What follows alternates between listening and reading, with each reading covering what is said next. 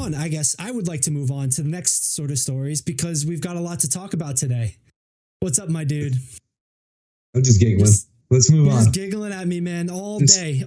Just giggling, I gotta get man. battle mode. I gotta get like pumped. Okay. But anyway, we're going to move on to our next story here. First and foremost, we're going to be talking about the Great Push, the MDI Invitational Great Push tournament that happened this past weekend. In a little bit, we'll be getting to our Esports World Cup coverage, and then we'll be talking about Overwatch's new support character. So stay tuned and let us know your thoughts as we get there. All right, so first and foremost here, our topic next, Mythic Dungeon Invitational, the Great Push tournament. This is distinguishedly different from the MDI because it's not a speed run, who can get the best time through a dungeon. It's who can do the biggest key in a mythic right now.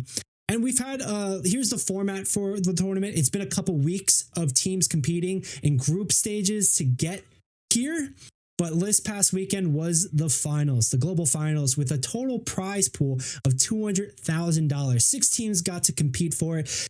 And that's pretty much where we are specifically.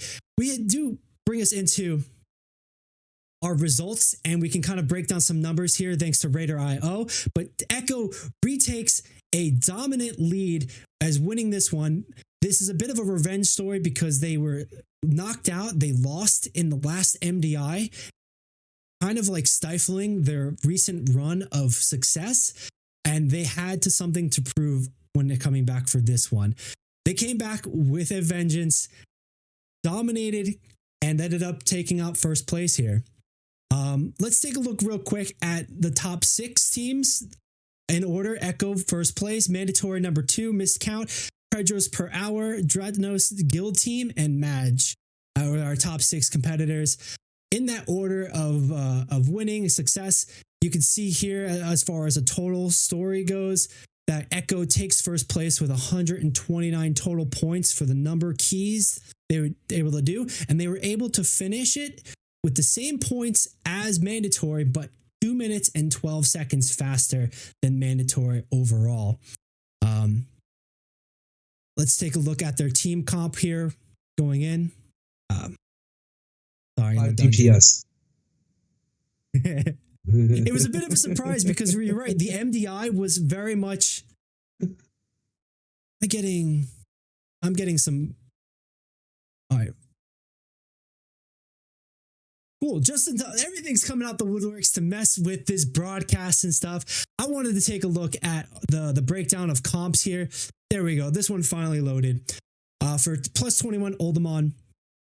I wanted to take a look at the comp here and what we mostly saw, and it was drastically different than the MDI because we saw a lot of teams take the risks for the 4 DPS 1 Demon Hunter tank composition we saw there. This tournament, it seemed the meta was Druid Healer, DK tank, Evoker with a Shadow Priest, and then maybe Mage, maybe Rogue, maybe a Warlock. Like that part was one that was specifically tailored to the team, but the other 4 were pretty solid there. The meta is pretty straightforward. Season 4 is locked in for what's good as far as Dragonflight goes. Nick, what are your thoughts here, especially as we're looking forward to the next expansion and the shakeup today for the pre-patch and what that's going to mean? With this information of team comp, what do you see? What are you looking forward to? So, like, one thing about this competition that I was a little, like, not really disappointed in, but, like, it's, I feel like it's, like, one of the things that it's missing is, like, style points. Like, I do care about the timing, but I really want, like, if something is, like, looks cool and is entertaining for the people watching, you should be rewarded for it. Like, full style. And that's, like, I don't know really how flashy you can get in a tournament, like, of WoW in general. I think it could get riskier. Who knows?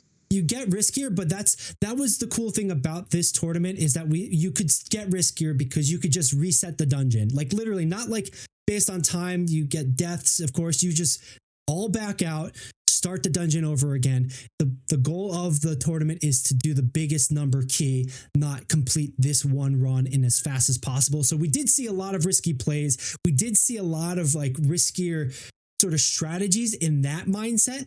And actually, I'll bring us over to here. We had a breakdown video talking about the highest keystone in Dragonflight. and it's Echo's return back to world first here. It kind of evidences their struggle and their push to really come back, and some of the strategies that they did here. So if you'd like, we can run through this real quick to show how flashy. Let's run through it. All right, here we go. The final MDI tournament of Dragonflight has just concluded, with Echo retaking their crown from mandatory and entering themselves into the record book with an unprecedented 10th victory. 3 hours into attempts on the highest key we've seen of the entire expansion, with mandatory and miscount hot on their heels, Echo is finally able to break through and crush a 23 Azure Vault to put themselves in sole lead of the competition and would hold that advantage to the end. Before we break down the specific pulls in the key, it's important to mention in general what makes the key so difficult. Throughout most of Cup play and also during the Global Finals, most of the keys the players were competing in were only doable on that 21 level. A select few were doable on 22, but Azure Vault was the standout key that was possible only on 23 Fortified. Every single key level compounds an extra 10% damage and health on top of the previous key, so by the time you get to that 23 key level, mobs in the dungeon have a whopping 714% increased damage and health. This essentially means nearly every mistake, a missed kick, a tank buster, even accidentally stepping into a void zone, can result in an early death. In order to time this. So real quick, some of the things to note out here too, they've already mentioned that Echo took 3 hours of pulls and tries on this key to complete it successful. So it's not just a one and done race of like speed run this stuff. It is a whole weekend sort of activity event where they had to just complete it. And they're evidencing that this one is the hardest dungeon the easiest dungeon to do the hardest key on in Dragonflight. And it's even at the plus 23, the scaling is absurd. So where tanks will just die, healers will just not be able to keep up or heal, which might be another reason for the 3 DPS 1 healer moniker composition, and also why you have a druid where the swift men with the nature's grasp and with the hots always sort of rolling to just kind of like constantly top up and help the demon hunter situation there. With that information, Nick, I want to keep rolling, but would you like to add anything before I do? No, we can keep rolling, bro. All right. Great. So now I believe I'm going to skip ahead to where they're going to break down some of these specific polls and some of the crazier stuff that they're doing. So right off the bat, they're going to talk about how they're basically doing huge pulls throughout the dungeon because that's the only way you can complete a level 23 key. It's just so much mobs, so much health, so much specific meticulous management that you just need to go and do. So skipping ahead, let's go to more time for the rest of the key. In a 23, every pull has to be that big in order to make it timeable. They get in combat with a tree and a bunch of conjured lashers from the beginning of the key, then jump down to Laymore's room, snapping the trash along with them. These lashers are incredibly interesting. If one cast of Mystic Vapors goes off, the damage from one stack of that debuff alone could wipe the group. In order to not wipe the group, he has to perfectly execute an AoE stopper station for nearly a minute to prevent death. This is also the main point of the key where Raging Affix comes into effect. At 30% HP, mobs in the dungeon become unable to be CC'd, preventing the AoE CC rotation from working. In order for the pull to work correctly, all of the lashers need to be pushed simultaneously into that raging range, so the evoker can Oppressing Roar to remove the enrage effect from all of the mobs at the same time. So first, this is one of the crazy things because this seems like a very dull pull. It's just large and you have to AoE down, but because of the raging effect, when they hit a certain percentage, they do more damage. And you don't want to have them up for very long. So like rather than single targeting one and killing them at a time, they still want to AoE them down. They're deciding to cross that raging threshold to activate at the same time and then and this is the important reason why you need an evoker, is to have him use Oppressing Roar, which is a AoE soothe and remove the raging effect on everybody at the same time. Therefore, the tank does not die. And that's the big thing with this specific part of the pull. Moving on. So the team can go back to using their AoE stops. Of the 20 plus attempts Echo spent on this key, more than half of them were spent figuring out how to do this first pull. After a clean Laymore and a standard Arcane Fury pull afterwards, Echo heads up to their second premier pull that makes the key timeable, a massive snap pull in the double ring section of the dungeon. Team sets up on the inner. So real quick here too, if you heard, they did 20 plus attempts at the first pull. They had to reset 20 times just to get that one right and figure that out. And then we're looking at here specifically the next little funnery they're doing. They have the tank drop down to the second ring here, gather all the groups, and then use I can't remember, I think it's the attuned stone item that just hurts you to another member of your party. So it TPs them back up to the top ring, and they basically pull 6 packs to the boss, I believe. Side of the upper level while now drops down to the lower ring. After gathering aggro on the patrol, 2 sets of arcane constructs and yet another pack on top of that now activates his evoker's Wernstone, teleporting himself upstairs to the waiting team. This is an ingenious way to not only stack the 4 packs up, which are usually quite spread out, but also prevents any potential for teammate deaths during the gather to an errant aggro pull or a frontal from one of the constructs. After snapping, the pull is made larger still by pulling the waiting unstable curator pack right by where now snaps the bombs up. The resulting pull is actually quite safe once gathered. Stops can be used almost exclusively on waking Banecasts from the arcane elementals. The major danger in the pull comes from either getting slept from those elementals, or if a keeper gets their icy binding cast off, preventing players from moving out of the swirly soup this pull emanates. Now also has the option to simply jump away from the pull if he's ever in danger. Echo's next pull is... At this point, the other pulls are going to be kind of equally interesting, but I want to jump us ahead to the last boss and whatnot, because that's the one where it gets super interesting. All right. Situate themselves on top of a book, which removes the need to dodge frog jumps and breaker shoulder slams and keeps the massive pack of trash nicely stacked for AoE. This does, however, put a massive amount of pressure on the tank, as now expertly dips and dives around the edge of the enemies, making sure he doesn't take too much unnecessary damage. Echoes also allocated their third Bloodlust to this pull, expertly timing it out so that their fourth and final press will come back off cooldown when they need it for the final encounter of the dungeon. With trash complete, only 2 bosses remain between Echo and the highest, fastest key done in Dragonflight. Unfortunately, the Shadow Meld skip goes poorly, costing the team a little bit of time, but more importantly, costing now his cheat death effects. But because of the efficiency of their pulls and that skipped intermission on Azure Blade, Echo have more than enough time left to complete the dungeon. Talash Greywing swiftly falls without major incident, and the team find themselves standing in front of the final domino left to fall. Umbral Skull is not a long boss by any means, but it has some of the hardest hitting abilities in the dungeon. A single Dragon Strike can instantly bring a tank from 100 to 0, and the crystal spawns at 25% increments can instantly wipe an ill-prepared team. No strangers to playing in the moment, Echo expertly deal with the first set of crystals, and the second, and finally the third, before defeating the boss, timing the key, and putting themselves in the outright lead. After falling in the final stages of Season 3's MDI, Echo have come back energized, hungrier than ever, accepted the gauntlet thrown down by Mandatory and other emerging talents in the WoW esports scene, and shown them all why they are the winningest team in WoW esports history. A decisive end. All right. So yeah, man. I watched it. Does that? I watched it. Does that speak to that little bit of like cool antics and whatnot that you're talking about that you'd want to see from a competition like this? No, like a little bit, but not as much, right?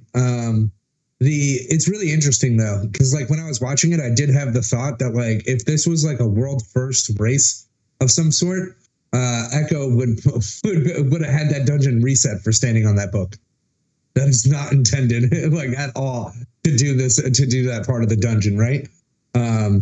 So that's interesting, but I think it's like it felt like too meticulously curated, like the whole experience. Like I like it, like being a person who tends to like things that are a little bit more Excel spreadsheet, right? Like this, it feels very Excel spreadsheet when I was watching it, and that's what I meant. Just like give a little bit more like flair into it, and I'm not saying like it has to really be too crazy, but that's kind of like what I'm like what I'm kind of saying. I can kind of hear your point.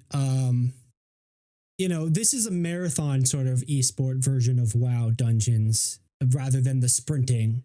And this was a 3 hours worth of attempts on this one key in this one dungeon. And even at the end of it, you saw that the tank messed up his pull and had to die. And then they just revived him. They rezzed him basically, and they tried again.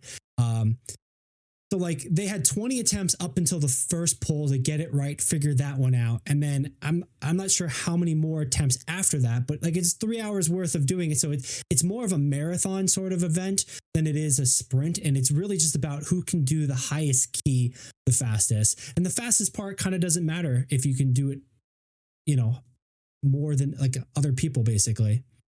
Maybe maybe instead of adding style points or something like that, maybe add points for using classes that aren't commonly used throughout the if you're in the tournament and you brought 3 Ellie shamans, a resto shaman, and a warrior tank, brats, give them points. If they were able to do and stay on the same ground as everybody else, that would be cool, kind of thing. But would it be doable? Because that's another thing that happens in WoW, especially modern WoW. That doability. It's there's things that are meta for a reason. You want to use the best tool for the job. And when you get to something as specific and nuanced as a plus 23, you're going to need the specific and nuanced tools of it. But it's interesting. That's a good point as far as I wonder if they could objectively rate each class on a scale, a difficulty scale. So you get bonus points for bringing a class and not really a deficit, maybe a deficit. If everyone's running demon hunters because they're just unkillable gods. And we're seeing how that sentiment is changing with the war within and how that's going to look when they start doing a world race to world first and MDIs there. But as of right now, you can't compete with a demon hunter tank. There's no questions. The double chains, the double sigils in general, and then they don't die. Cheat deaths, the high mobility, do we give them a -5? You're starting at a -5 points, -2 points. That could be an interesting way to then balance out something like this, where it's if you use lesser meta classes that's based on play rankings solution. Or something. What's that? And the hero classes. I know I don't calling them hero classes, but Death Knights are and they're probably not as bad as they used to be, but they were essentially enhanced paladins on crack at one point, and they had to be chopped down a little bit. But demon hunters are warriors on steroids. They are 100% warriors on steroids.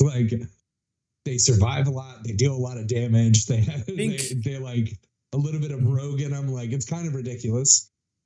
I think I don't necessarily agree with that. I do difference, but I'm not going to touch on that. I think the easier solution would just be balance, right? And asking Blizzard to balance correctly. And I know balance is a sentiment thing just as much as it's a numbers thing. Is it player feels versus, this and that? But part of that balance is also about kit. And then maybe to your point, I don't know about banning those classes. I don't necessarily agree with that. It's true. It's a joke. There's no reason they should have double sigils. And talking about when DKs were the most broken, all my classic Kata bros out there playing, what we're talking about, where they're just the DKs are just the tank right now. So does it change over time? DKs were just. You could just be a caster. You didn't even have to have a weapon. You could just run at people. You just be able to run people down. They make these classes pretty unhinged, man. Having an AOE tranquilize is kind of ridiculous. Hunter still got that trank shot though, right? But it's design, it's balance. But as I was saying before, a lot of these experiences, for the higher end players, I think they're a little too meticulously curated to the point where they put something in and then there's only one answer, which is why we see Druid and Demon Hunter, right? Right. That might be the best point. Even Evoker, like having that the specific because they bring so much utility. The one answer is that, and like to your point, and to kind of just say it in a different way and try to take credit for it because it's now my point. Go ahead, dude, you have it. Oh, Blizzard and the WoW team just needs to look at these kits. They need to look at the design and like you said, create more options, but not create homogenized options. Cause I think that's something that happened around the time when Kata during retail Kata launched that they gave every healer class an AoE heal, a single target heal, a big single target heal, a hot, like not necessarily doing that where everybody has everything, but providing multiple options to solve the problem. And that could mean speed running through, like using utility speed, using Soothe or some sort. I think Soothe might be the best option for that. But of course, yeah, when you have an AoE Soothe that soothes everything at once, if you can make that work, it's going to be better, of course, because it does multiple things at once. But then again, you know, that Priest has a specific Soothe that they missed it, right? Yeah. No, I mean, like, you know, yeah. Blizzard's never been great about like the homogenization or anything like that, right? It's always too far one way or the other way. Sorry, go ahead. I mean, like no, it's all good. The biggest problem that WoW rating has just in general, WoW rating, mythic dungeon keys and stuff like that, is buffs that classes bring. Like they're legitimately stupid. They're legitimately nonsense. And that's why you see like cookie cutter situations like we got to bring heroism. No matter what, we need a person with heroism. Heroism's always been just too broken where it's like that much haste and whatnot. But and that's why they had to give the alliance. They had to give the alliance it too. But when you start talking about buffs, then you're literally talking about then buffs, how they're not homogenizing it, but they're basically giving every class every spec a buff so that you have to at least bring one. And like, I can understand the sentiment around it, but I don't know if that's the solve to the problem, right? And like that's very classic Blizzard, where it's like they solve it in the way that sort of circumvents the thing. But yeah, I just think they're a band-aid on class onto classes. Like for the most part, like you give them a buff that does something, and it just becomes like either a click or, you know, most of the time they're not procs because people aren't going to take too many procs except for like fire mages, but like. You know, they're suffering, you know, they don't have enough DPS. Well, you know, you need heroism to get over this. Like that's inherent, like that. And they build fights for these situations, right? Like they're not building any fight to say like, no one's going to go in here without heroism. Everybody's going in here with heroism.